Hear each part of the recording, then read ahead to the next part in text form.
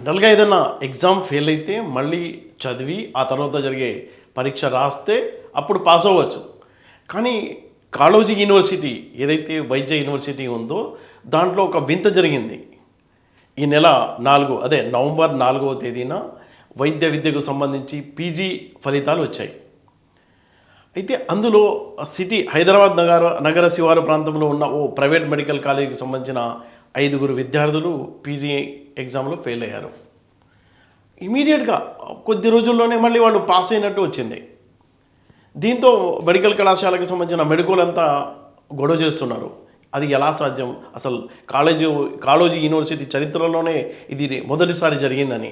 మళ్ళీ ఎగ్జామ్ రాయకుండా వాళ్ళు పాస్ అవ్వడం ఎలా అంటే, జనరల్‌గా ఎగ్జామ్ రాసేటప్పుడు ప్రతి విద్యార్థికి 30 పేజీల బుక్లెట్ ఇస్తారు. అందులో రాసిన తర్వాత ఖాళీగా ఉన్న పేజీలని టిక్ మార్క్, ఇంటూ మార్క్ పెట్టాలి.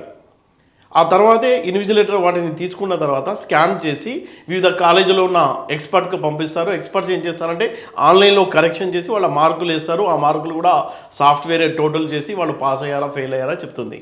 అయితే వీళ్ళ విషయంలో ఏం జరిగిందని చెప్తున్నారంటే మెడికోలు, అక్కడ కళాశాలకు సంబంధించిన మెడికోలు, ఆ ఇంటూ మార్క్ వేసిన చోట కూడా మళ్ళీ రాసి ఆ మార్కులు యాడ్ చేసుకొని వీళ్ళు పాస్ అయ్యారని. అసలు ఈ గందరగోళానికి తెరదించాలంటే ఈ యూనివర్సిటీకి సంబంధించిన లాగిన్, పాస్వర్డ్, ఐడి ఇవన్నీ ఎవరి దగ్గర ఉంటాయో వాళ్ళు ఎప్పుడు లాగిన్ అయ్యారు, ఏమేం మార్పులు చేశారు, ఆ వివరాలన్నీ తెలుసుకుంటే బండారం అంతా బయటపడుతుంది కదా అని మెడికోలు నిలదీస్తున్నారు. అయితే యూనివర్సిటీ యాజమాన్యం ఏం చేస్తుంది అనేది ఉత్కంఠగా మారింది.